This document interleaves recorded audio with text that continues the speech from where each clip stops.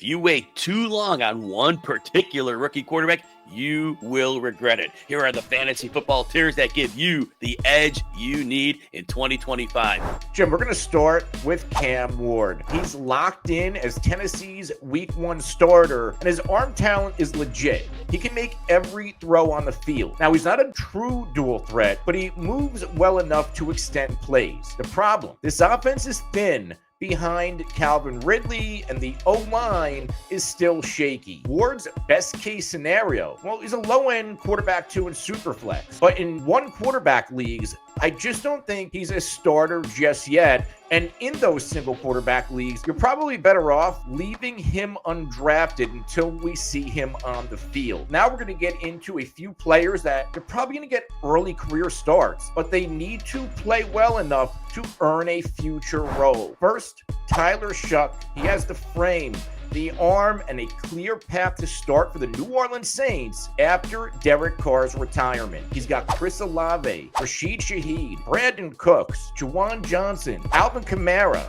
to work with, but his injury history and inconsistent accuracy makes him a risky play. Now, if he does indeed win the job, and he should, he's a borderline QB2 in Superflex, but again, in one quarterback leagues, he should be on waivers to start the year. Finally, New York Giants quarterback Jaxson Dart. He's got the tools, mobility, a big arm, and a little bit of swagger, but the Giants are likely to let him sit and learn behind guys like Russell Wilson and Jameis Winston. Now, if he does see the field, Brian Daboll's offense could prop him up for some big weeks. But for now, he's just a dynasty stash. No need to draft him in redraft leagues unless somehow he plays well enough to win the job in camp. Jim? If you enjoy videos like this, consider hitting that like and subscribe button. Also, we're offering 15% off all RotoWire products. You just go to RotoWire.com, pick out your favorite product or subscription,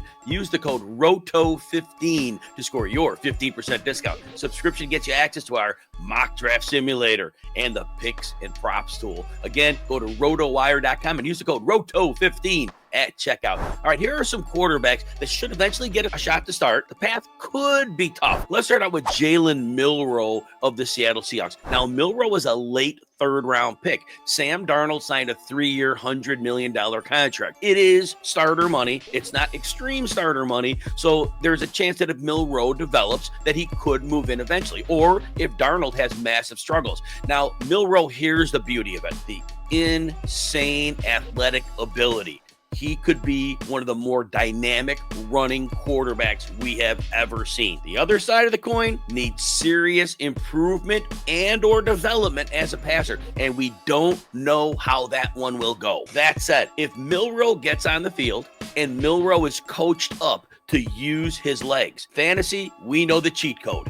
Big running ability, big production. We've seen quarterbacks like Justin Fields run for 1,100 yards in a season and be a top 5 fantasy quarterback. Jalen Milroe has that type of rushing ability. So again, if he gets his chance, he is a player that you will covet in fantasy. Next, Shedeur Sanders. And I skipped the quarterback that was drafted before him, Dylan Gabriel. Gabriel, in my mind, is a project. Shedeur Sanders. We have this idea that he dropped in the draft because of external concerns. If Shedeur Sanders figures those things out, he was anticipated to be the second most talented quarterback in this draft. Yes, there are limitations to his game. He's more of a short and intermediate passer, accurate in the middle of the field. We don't really trust his downfield arm, his ability to drive the ball to the corners. But we've seen quarterbacks like Tua Tagovailoa have success with those limitations. So Sanders should get some impactful practice reps. And I know there's 4 or 5 quarterbacks in camp right there right now, and he is currently the number 4 in the Cleveland depth chart.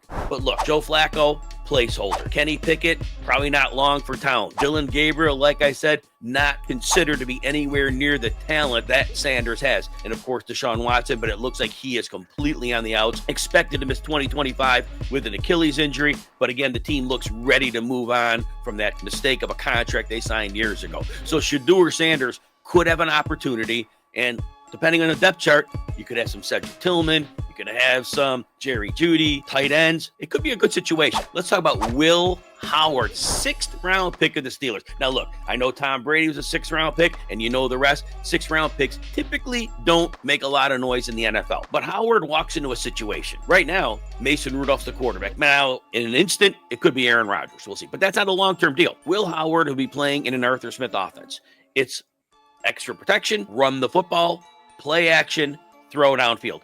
Howard has a type of arm that could make that work. So in an offense that's structured, now we're not talking quarterback 1 here.